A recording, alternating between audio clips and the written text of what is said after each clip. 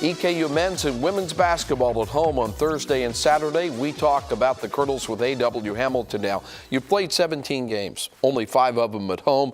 Finally, 2 at home on Thursday and Saturday in the OVC. That's going to feel good. It does. We're excited to be back at home. It's been, like we talk about stats, it's been a long stretch. You look back and, we're at Xavier, at Duquesne, home, then Christmas break, and then home versus Progression, and then 4 straight away to start the conference. It's been tough. We haven't, at times we haven't answered the bell. We haven't played real well. So we're excited to get back at home. To use the probably the most overused phrase about conference basketball, it is a marathon, not a sprint. But now you've got a sprint. You're 0-4. 2 of those games you had double-figure leads. You're at home. But the good news is everybody plays everybody, and you got 4 teams just a game behind you, one that's 2-2. I mean, it's easily obtainable to move up the ladder. Yeah, and Thursday it's a huge game. And, we take it one game at a time. But Thursday's important because UT Martin's 0-4, and they go on the road and they lose 2 games in overtime. And then Murray beats them at their place, and then they take Austin Peay down to the wire. So, they're sitting there thinking, hey, we should maybe be 3-1, 2-2. So they've got a good team, and, we got to play well on Thursday. And we've talked all season long about the ending of the career of Nick Mayo, the senior. He's now 16 points away from 2,000 points. To think the OVC has been in existence for 71 years, and he'll be only the 18th person. He needs 16 again to get there. That's quite an amazing accomplishment. I hope there's a big crowd to support him. Yeah, he's been unbelievable, and he's playing great right now. We put a lot on his plate. We're running pretty much everything we've got through him, and but I'm proud of him. And our fans, they were awesome for the Beresha game. They showed up to celebrate them, and I know they'll come on Thursday, so we're excited to be back at home. Another note on Nick Mayo when he gets to 2,000 points, hopefully on Thursday. No other player in the history of the conference has done 2,000 points, over 700 rebounds, 200 assists, 100 blocks, and 100 threes. And when Nick gets to 2,000 points, he'll have done that. Now, the supporting cast behind Nick.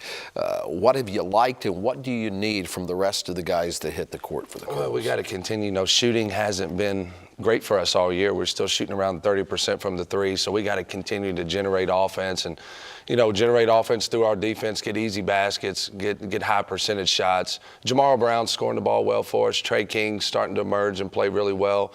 I thought Tay Weaver is starting to shoot the ball much better.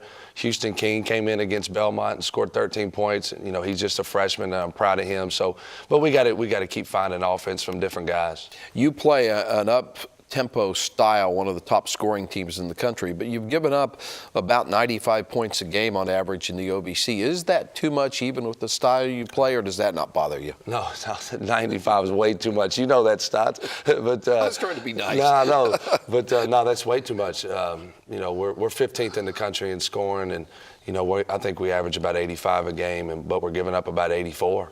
Overall in the whole body of work. But we got to do a better job.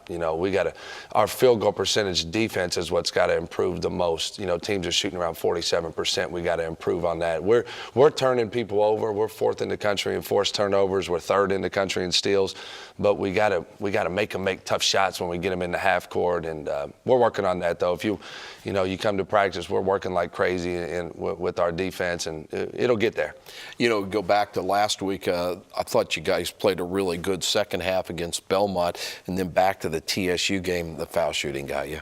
Yeah, I hate that because I didn't see that coming. The free throws. When you shoot 50% from the free throw line. In that game too, they started to snowball. It's like, Lachlan misses 2, and then Jamal gets to the free throw line and he misses. And then it just, everybody, kind of jumped on board on that. But, we learned from it. We shot ourselves in the foot with our free throw shooting, and we'll get better. I know I said to you after the game at Belmont on Saturday night, it's go time now for this team. And I think that I would assume the players know the sense of urgency as well. Yeah, they do, and they're excited to be back at home. Listen, we hate that we lost our first 4 games in the conference. We hate that we're, where we are right now, because these guys want to win. But they've done some great things this year that I'm proud of them.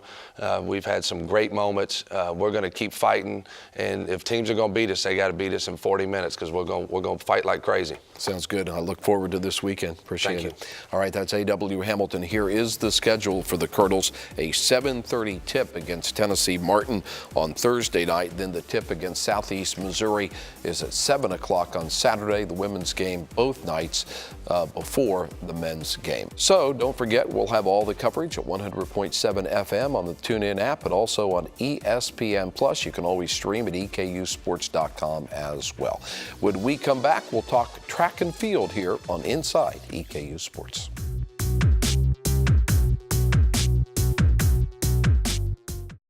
Every day is a concept that few people can commit to.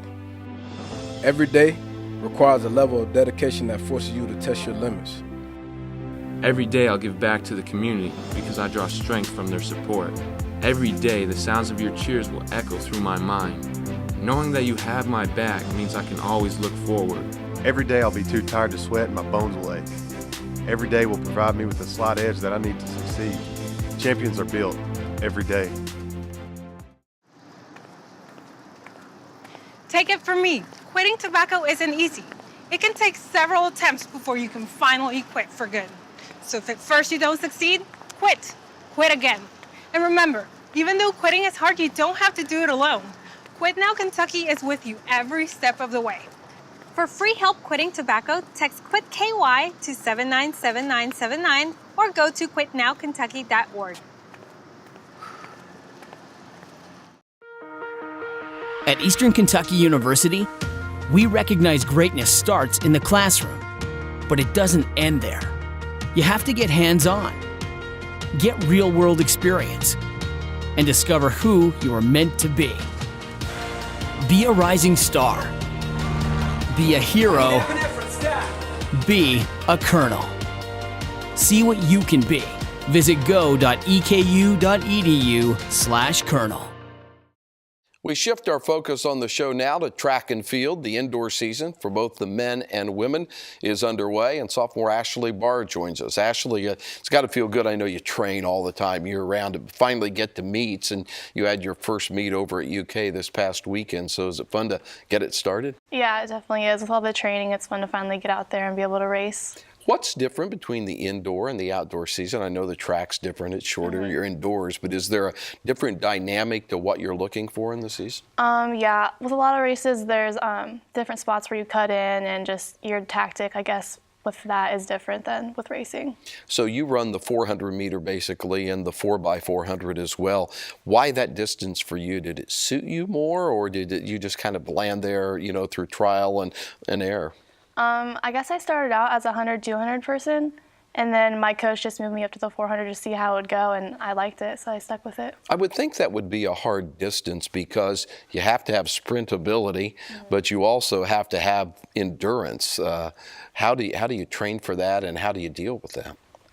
It's technically a long sprint, so I guess when we're sprinting in practice, we just do a lot longer stuff, like 300s and 600s, just to build up some endurance.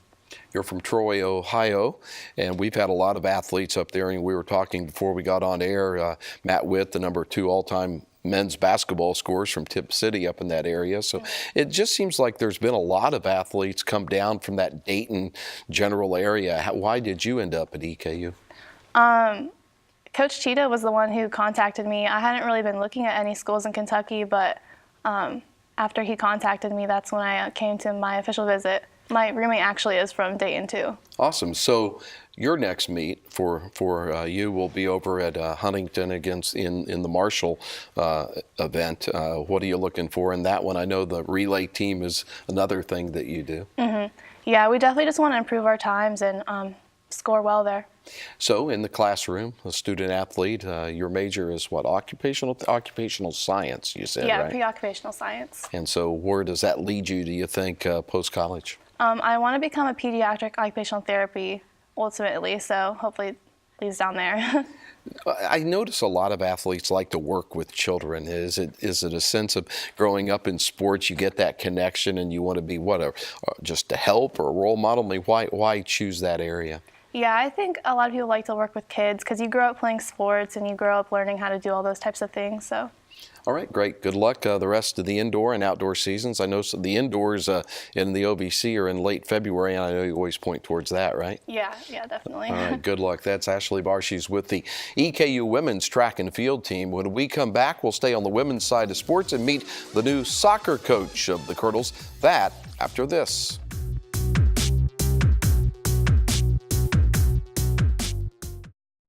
Listen up. If you're a tobacco user, I've got one word for you. Quit. Quit. And I'm not just talking about smoking either. I'm talking about vaping. I'm talking about chewing or whatever. And nobody says quitting is gonna be easy, but I'm here to tell you, you can do it. You just have to believe in yourself. If you need help, talk to the folks over at Quit Now Kentucky. For help quitting, text QUIT KY to 797979. We are more than just athletes. We inspire scholars. We inspire leaders. We inspire champions. We inspire family. This is the Ohio Valley Conference.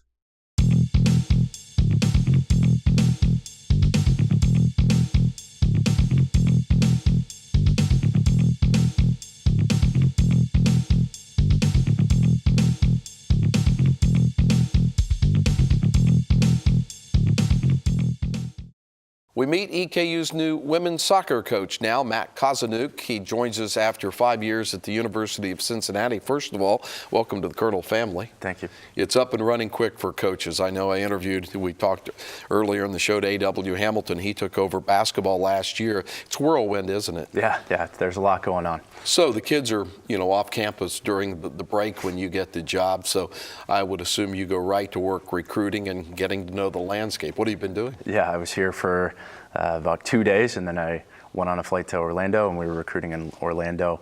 And I got back very late on Sunday and started Monday morning bright and early.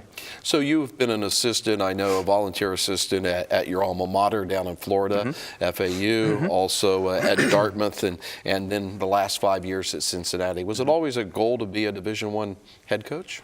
I think you get into coaching to try to be a Division I head coach, but it wasn't always that way. When I first started, soccer was my passion, but I wasn't totally sure.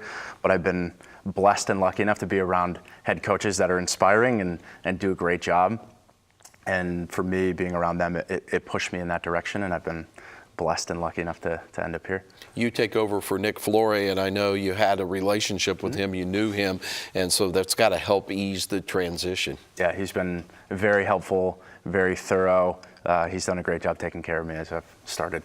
You come back with a background here at EKU as a defender and a goalkeeper. I mean, that's kind of been your specialty. So I know Nick focused a lot on defense. Are you going to be a defensive-minded team? I don't think so. It's hard without knowing every player backwards and forwards yet, because I've still yet to meet the entire group. But in my philosophy, if you're defensively sound and defensively stable, it allows you then to express yourself offensively and hopefully create goals. Eastern Kentucky has not won the OVC, but has been extremely competitive in the tournament the last 3 years under Nick. You've seen them at UC.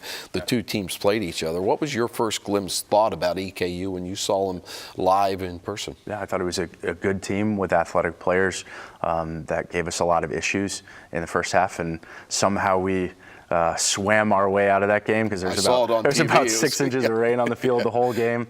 And somehow Cincinnati won that game, but I was impressed and I'm excited. It's exciting also that you have a really good goalkeeper that will be a true sophomore that's had a full year as far as a battle-tested keeper. That helps to know that anchor's there. It does, yeah. Zoe and I have had a couple conversations when I was announced about, how important she was to last season's success and how we can make her the best version of herself moving forward and try to help her in the areas of the game that she still needs to get better at, she still needs to learn about. But I'm excited, yeah. You have probably, it's a moving part, but about a half dozen spots to fill scholarship-wise. What are you looking for in your team? We're always looking for players who are willing to battle, and it's more about the personality, and it's more about them as people than it is as players. But we want gritty, hard people here. You grew up in Vermont, ended up in Florida to play college soccer, now married with one child. Tell us about your family background here. One of the reasons we chose EKU is because of the family atmosphere and how welcoming and how warm everybody was when we were on the interview process. So that was a big part of the decision to move my wife Alexis and my daughter Iris here to Richmond. So is she from Vermont too, or does she have connections here? She's from Cincinnati. She's from Westchester. Iris was born in Cincinnati, so it's a perfect fit with having grandma and grandpa so close to be able to help when they need to. Sounds awesome. Welcome to the Colonel family, Matt, and we look forward to the fall soccer season. I'm excited to be here. All right, that is Matt Cosinuke, the new head women's soccer coach at EKU, and that does it for another edition of Inside EKU Sports. Don't forget, men's and women's basketball Thursday and Saturday out at the Coliseum. We'll see you there, and you can always keep up with Colonel Athletics on all of our social media platforms. We'll see you again next week, and as always, go Big E.